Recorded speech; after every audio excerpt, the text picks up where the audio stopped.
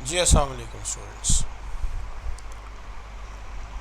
हम बात कर रहे थे अपने लास्ट लेक्चर में, आप लोगों के साथ मेरी बात हुई थी regarding let me see what's happens I will share you the camera I think that's thing okay that's thing. अच्छा, तो बच्चों बात हुई थी लास्ट डे आप लोगों के साथ मेरी एक्सियम्स ऑफ इंटरपर्सनल कम्युनिकेशन के ऊपर, और हमने ये बात की थी कि what are the different principles of interpersonal communication, इसके प्रिंसिपल्स क्या हैं।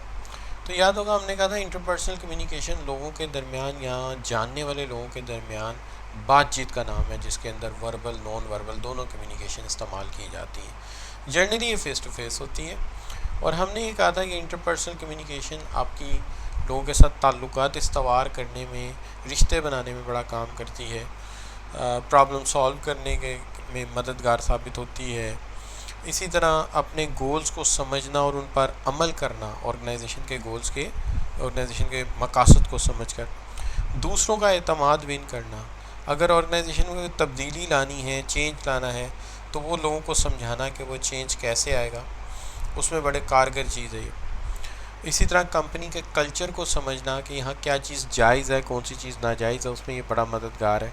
और फिर इसके साथ साथ ये भी है कि वर्क एम्प्लॉय रिकग्निशन, इसमें बड़ा काम है इसका।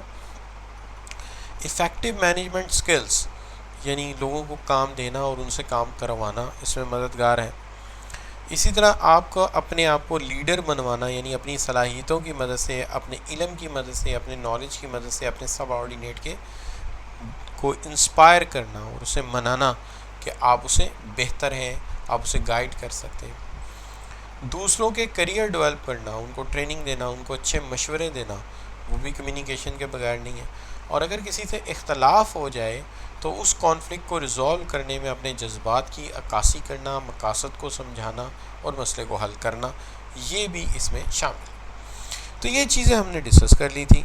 हमने आगे चल के बात की थी चंद एग्जाम्स के ऊपर, जिसके अंदर एक एग्जाम हमने ये पढ़ा था कि communication inevitability of communication, communication inevitable है, इंसान हर वक्त कम्युनिकेटिव मोड में रहता है। ये मुमकिन ही नहीं कि इंसान कम्युनिकेट ना करे, चूँकि वो सोशल एंटिटी है, वो समाजी इंसान है, वो दूसरों से बात किए बगैर नहीं रह सकता।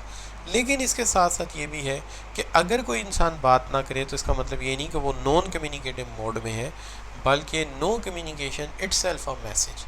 जब आप किसी को कोई भी बात नहीं कहते तो ये खुद से एक पैगाम होता है, ये भी एक मैसेज होता है। क्लियर जी? तो एक बात तो ये होगी। दूसरी चीज़ जो आ जाती है बच्चों, वो आ जाती है कि वंस वी से समथिंग, एक वर्ड हमारे मुंह से निकल गया वो वापस नहीं आएगा। यानी once a word goes out of your mind you can never swallow it back. इसके लिए हर ज़बान में मुहावरा मौजूद है, कहीं बात वापस नहीं आती, उर्दू में कहा जाता है। ठीक है जी। पंजाबी में कहते हैं कि गल कहती है तू मैं मुँह कढ़ मैं तेन शहरों कढ़ावा। ठीक है जी। तो हर ज़बान में इसका मुहावरा मौजूद है कि जो बात कह दी वो वापस नहीं, कहीं बात दोबारा वापस नहीं आती। तो इसका मतलब ये हो गया कि हर ज़ुबान में इसका मुहावरा मौजूद है। तो फिर मतलब यही है कि ये कंपल्शन है इंटरपर्सनल कम्युनिकेशन का कि कहीं बात वापस नहीं आएगी। लिहाजा एक और मुहावरा है, पहले तोलो फिर बोलो। ऐसा ना हो कि तुम बगैर तोल के बोल दो और बाद में फंसे हो। हाँ, आप ये कह सकते हो मजाक कर रहा था, माजरत कर सकते हो, लेकिन ये एक दफ़ा कहीं बात वापस नहीं आएगी। ये सवालात तो कुछ ही हमने सॉल्व कर लिए थे, इनको मैं पास ऑन कर देता हूँ। अब मैं बात कर रहा था कंटेंट एंड रिलेशनशिप डायमेंशंस। देखिए, इंटरपर्सनल कम्युनिकेशन जो होती है ये हमेशा नेचर ऑफ रिलेशनशिप को समझ कर की जाती है। If you don't understand the nature of relationship you can create conflicts. क्या बात कहनी है, कैसे कहनी है, किन अल्फाज में कहनी है, बहुत हद तक मैटर करती है कि आपके उस बंदे के साथ ताल्लुकात कैसे, रिलेशनशिप कैसे। लिहाजा रिलेशनशिप की डेप्थ को समझते हुए बात की जाती है। मिसाल के तौर पे मुझे एक बात किसी को समझानी थी, तो मैंने सोचा कि ये बात मैं उसे समझा सकता हूँ, तो वो तो मेरा जो है वो मोहल्लेदार है तो वो मेरी बात को तो शायद इतना वेटेज नहीं देगा। फिर मेरे जहन में आया कि मैं ये बात इसे नहीं कह सकता, लेकिन वो जो फ़लाँ भट्टी साहब हैं वो इसके दोस्त हैं, वो इसको ये बात कह सकते हैं। इसका मतलब ये इंटरपर्सनल कम्युनिकेशन में रिलेशनशिप का नेचर समझना बहुत ज़रूरी है, वरना आप किसी को वो बात कह दें जिसके साथ आपकी फ्रैंकनेस नहीं है तो नाराज़गी होगी। तो lack of understanding of relationship dimension of communication will effect your relationship. तो रिलेशनशिप डायमेंशन ये है कि आपको ये समझना पड़ेगा कि जिससे आप बात कर रहे हैं वो आपका फैमिली टाइज है, उसका स्टेटस क्या है, नेचर ऑफ एसोसिएशन क्या है, तो ये फ़र्क होगा। जैसे एक उस्ताद अपनी स्टूडेंट से बात कर रहा है तो no there is some sort of limits, लेकिन एक उस्ताद अपनी बीवी से बात कर रहा है तो इट्स अ डिफरेंट थिंग। तो आपको नेचर समझना होगा कि ये रिलेशनशिप कैसा है और वो रिलेशनशिप कैसा है। So you have to understand, तो इसके मुताबिक आपको बिहेव करना होगा। अब जहाँ तक सवाल है आपके मामलात का, कि देखिए ये 2 सवाल भी हमने कर लिए थे, ठीक है जी। अच्छा, अब बात आ जाती है डिजिटल एंड एनालॉग कम्युनिकेशन की। देखिए हम बाज़ बातें ऐसी कहते हैं ज़िंदगी में जिनका एक फ़िक्स मतलब निकलता है। कुछ बातें हम कहते हैं, यानी we talk something, we say something and are we हम कोई सिग्नल देते हैं, वो सिग्नल जो है उसका एक एग्जैक्ट मतलब निकलता है। अगर तो उसका एग्जैक्ट मीनिंग निकलता है तो वो डिजिटल कम्युनिकेशन। अगर तो वो उसका एक ही मीनिंग निकलता है, यानी मैं कुछ कहता हूँ या मैं कोई एक्शन करता हूँ, मैं कुछ कहता हूँ या मैं कोई एक्शन करता हूँ, उसका एक ही मतलब निकलता है, तो ये डिजिटल कम्युनिकेशन। लेकिन अगर मैं कुछ कहता हूँ या एक्शन करता हूँ, उसके कई मीनिंग निकलते हैं, मोर देन वन, तो ये एनालॉग कम्युनिकेशन, ठीक है जी। मिसाल के तौर पे मैंने आपको ये साइन दिखाया, ये साइन, ये किस चीज़ का साइन है बच्चों? शाबाश बताइए जी, शाबाश बताइए किस चीज़ का साइन है? What's this sign matter? शाबाश। तो ये साइन किस चीज़ का है जी? ये साइन है विक्ट्री का। तो इसको डिजिटल में डालोगे एनालॉग में डालोगे? जी शाबाश। क्या इसका एक मीनिंग निकलता है या एक से ज़्यादा निकलता है? तो ये डिजिटल है, ठीक है। मैं जिस बात कि आपको डांट देता हूँ, इमोशनल हो जाता हूँ। अच्छा, अब मैं इमोशनल हो गया, कितना इमोशनल हुआ कोई आइडिया है? इसको किधर डालोगे? शाबाश। क्यों जी? इसको एनालॉग में डालेंगे। अब ये मैं आपको दिखा रहा हूँ, ये क्या है? हाँ, ये क्या है? नहीं पता? शाबाश। एप्रिसिएशन, कीप इट अप, ठीक है ना, थम्स अप। तो ये किसे डालेंगे? शाबाश, डिजिटल में। तो ऐसी बातें जिनका वैसे तो इसका ताल्लुक कंप्यूटर का है, डिजिटल और एनालॉग का, लेकिन हम ये कहते हैं कि वो तमाम बातें जिनका एक ही मतलब निकलता है, the digital are to discrete define communication elements, words and gesture generally agreed meaning, जिसके जर्नली एग्रीड मीनिंग है वो थम्स अप हो जाए, वो विक्ट्री साइन हो जाए, तो इनको हम डिजिटल कम्युनिकेशन कहें। लेकिन वो तमाम एनालॉग कहलाएंगे describe communication where act evoke particular inference. Inference का मतलब ये होता है कि एक लिमिट से लेके दूसरी लिमिट तक तुम कुछ भी कह सकते हो, लो, हाई, मॉडरेट, तो ये एनालॉग है, ठीक है जी। जैसे shaking a feast in someone's face, evoke the message of aggression and violence, violence किसी के सामने मुक्का दिखाना, लहराना, तो ये वायलेंस है। लेकिन इसकी हर बंदा अलग-अलग इंटरप्रिटेशन करेगा। बाज़ बंदा कहेगा वो बहुत जज्बाती था, वो ज़रा जज्बाती हो गया, और कोई कहते हैं कि वो कुछ बहुत ही ज़्यादा ही जज्बाती हो गया था, तो लिहाजा ये एनालॉग कम्युनिकेशन कहलाएगी। ठीक हो गई जी बात, नो प्रॉब्लम, यहाँ तक क्लियर है जी? क्लियर है तो जी लिख के एंटर कर दीजिए। वैसे आपस की बात है, अगर आपने मेरे से पैसे लेने और मैं आपको ये दिखाऊं तो इसका मतलब क्या होता है? जी शाबाश, आपने मेरे से पैसे लेने और मैं आपको ये दिखाऊं तो इसका मतलब क्या होएगा? पैसे लेके जाना? नहीं नहीं नहीं नहीं नहीं, नहीं। हमारे कल्चर में इसको ठिंगा भी कहते हैं, कहते हैं जी उसने ठिंगा दिखा दिया। अच्छा, तो ये भी होता है। बहरहाल एनीवे, हमें इतनी दूर जाने की ज़रूरत क्या है? ठीक है जी।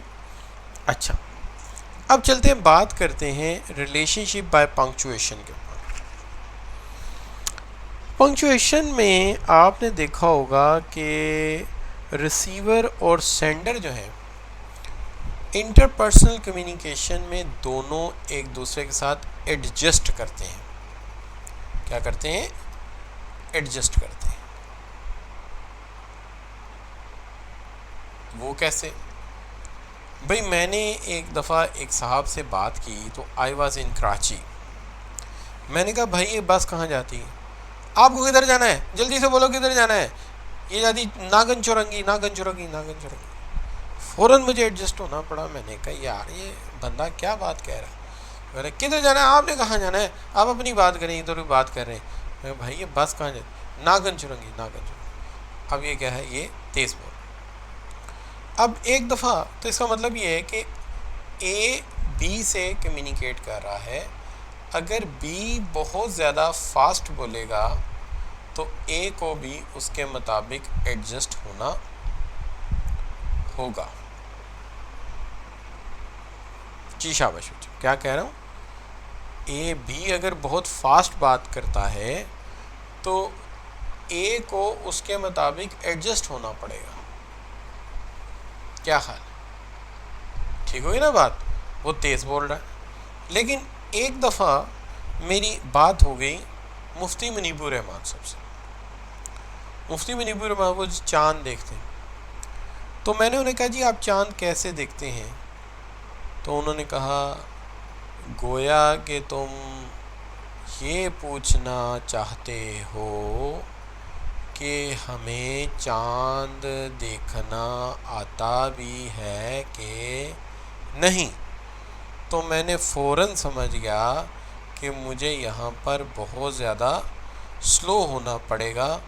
तो हमने दोपहर के वक्त ये बात शुरू की कि आप चाँद कैसे देखते हैं।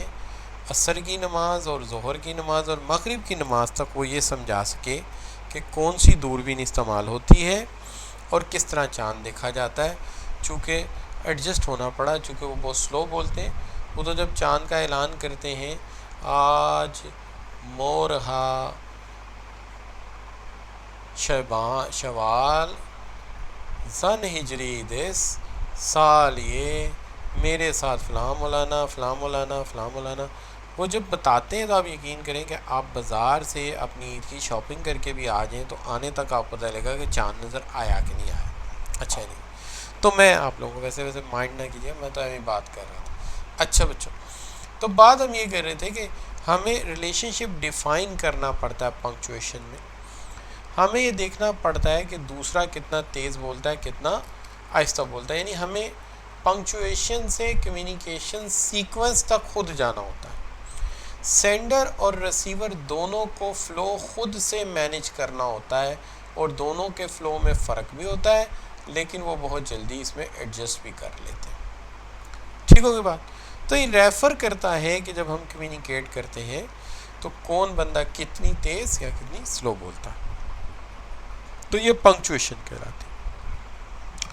सवाल ये है कि this one need a bit translating term digital with today usually refers to either number, computers, figures. In this axiom refers to discrete defined elements of communication. जी शाबाश बच्चों। इसमें से डिजिटल कम्युनिकेशन कौन सी है? जी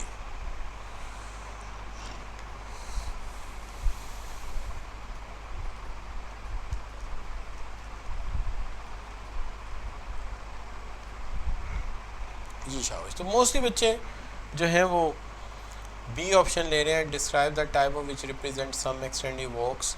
नहीं नहीं, इवोक्स ये तो फिर हो गई ना आपकी एनालॉग हो गई ना, जज्बाती हो गए। तो बेसिकली डिजिटल कम्युनिकेशन तो होती है जिस very specific gesture with generally agreed meaning, जिसके जर्नली एग्रीड मीनिंग होते हैं, agreed meaning would also qualify.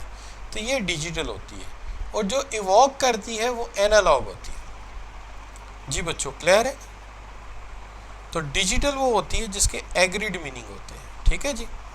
अच्छा, तो ये तो बात हो गई कि पंक्चुएशन वाली। आगे चलते, सिमेट्रिक और कॉम्प्लीमेंट्री कम्युनिकेशन। देखिए सिमेट्रिक कम्युनिकेशन का जहाँ तक ताल्लुक है, हम आम तौर पे जब कम्युनिकेशन करते हैं तो हमें ये देखना पड़ता है कि किसको बोलने का हक है और किसको नहीं है। आप फ़र्ज़ कीजिए आप बात कर रहे हैं, ये आप हैं और ये दूसरे शख्स हैं। अब फ़र्ज़ कर लीजिए कि ये आपके बॉस हैं, तो बोलने का राइट किसका होगा पहले? जी शाबाश। बोलने का राइट किसका होगा? शाबाश बच्चों, बॉस का होगा। तो बॉस को बोलने का हक देंगे, इसको हम कहेंगे कि वो one party gain the control of exchange bye dominating the overall communication. तो वो कौन कर सकता है? वो आपका बॉस कर सकता है, ठीक है, वो आपका बॉस कर सकता है, ठीक है जी, आपका बॉस कर सकता है, ठीक है। अच्छा अच्छा, उसके बाद जो है आपका, आप क्या कर रहे हैं फिर? अगर वो वन अप कर रहा है तो आप क्या कर रहे हैं? What you are doing? जी शाबाश। बॉस वन अप कर रहे हैं, आप क्या कर रहे हैं? चले गेस कीजिए। शाबाश। क्यों बच्चों? वो वन अप कर रहा है, वो तो कंट्रोल कर रहा है कम्युनिकेशन को, बॉस है। तो आप वन डाउन कर रहे हैं, one party admitting and submitting to another. इसी तरह फर्ज कर लीजिए कि ये आपके टीचर हैं और आप स्टूडेंट हैं। तो जर्नल कम्युनिकेशन में वन अप कौन करेगा और वन डाउन कौन करेगा? Who is one up, who is one down? Teacher is one up and student is one down, status है ना। अच्छा, लेकिन क्या दुनिया में हमेशा किसी महफिल में बैठना हो एक ही जगह, बॉस ने भी बैठना है, आपने भी बैठना है, आइडियाज़ पे बात होगी। अब आपकी भी कुर्सी लगी है, बॉस की भी लगी है, दूसरों की भी लगी है, और चेयरमैन के साथ आप बैठे हुए। अब ज़रा आप मुझे बताइए कि क्या आया यहाँ पे भी बॉस की वही अहमियत होगी? क्या ख्याल? कमेटी मीटिंग चल रही है? नहीं, सब बराबर हो। इसको हम कहेंगे सिमेट्रिकल इंटरैक्शन। किस बेस पे? इक्वल। किस बेस से शाबाश बच्चों? Equal power. यहाँ सबकी पावर क्या होगी? बराबर होगी, ठीक है नहीं? तो यह है सिमेट्रिक रिलेशनशिप।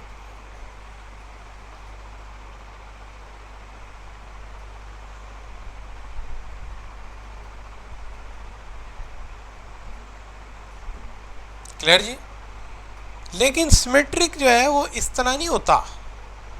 आम हालात में इस वक्त मैं वन अप हूँ, आप वन डाउन हैं, लेकिन जब हम इस मेज़ पे बैठ जाएंगे तो बारी बारी एक बंदा बोलेगा, वो वन अप होगा, बाकी वन डाउन होंगे, ठीक है जी। फिर पिछली बात को हम केमा क्रॉस कर देंगे जी, सब मतलब दैट्स स्मोक। तो कभी कोई वन अप होगा, कभी कोई वन डाउन होगा, वन अक्रॉस होगा, तो ये कॉन्टीन्यूस काम चलता रहेगा।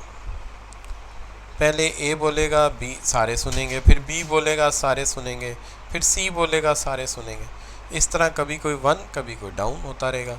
तो इसको कहते हैं वन अक्रॉस कम्युनिकेशन। कभी आप मेरी बात सुनिए, कभी मैं आपकी बात सुनता हूँ, कभी हम दोनों मिलके किसी तीसरे की बात सुनते हैं, ठीक है ना।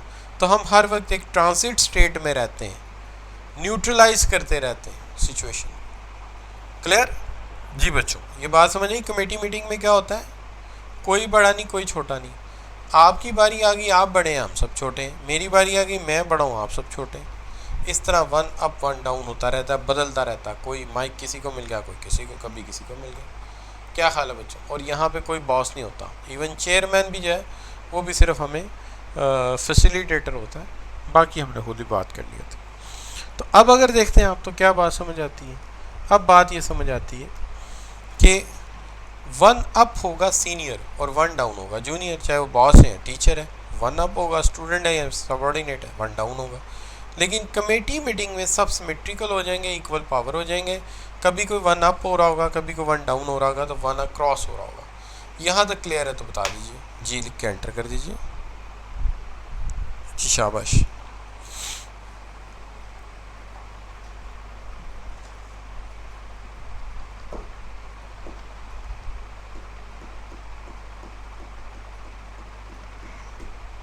जी शाबाश। चलिए फिर इस सवाल का जवाब दे दीजिए। Which of the following given option is not an axiom of interpersonal communication. इसमें से कौन सा ऐसा है जो एक्सियम ऑफ इंटरपर्सनल कम्युनिकेशन नहीं है। तो देखिए सिमेट्रिक पढ़ा था, क्या हाल है। डिफरेंस डिसएग्रीमेंट डिसऑर्डर ये नहीं पढ़ा कहीं भी, तो सी जो है वो नहीं था, बाकी तीनों है। क्लियर जी। तो यहाँ पे आके आपका axioms of interpersonal communication complete हो जाते हैं। ठीक हो गई जी बात। तो here we done the axioms of interpersonal communication. ठीक है जी। तो देखते हैं अगला टॉपिक कौन सा है हमारा। पहले हम इसको रोक दें।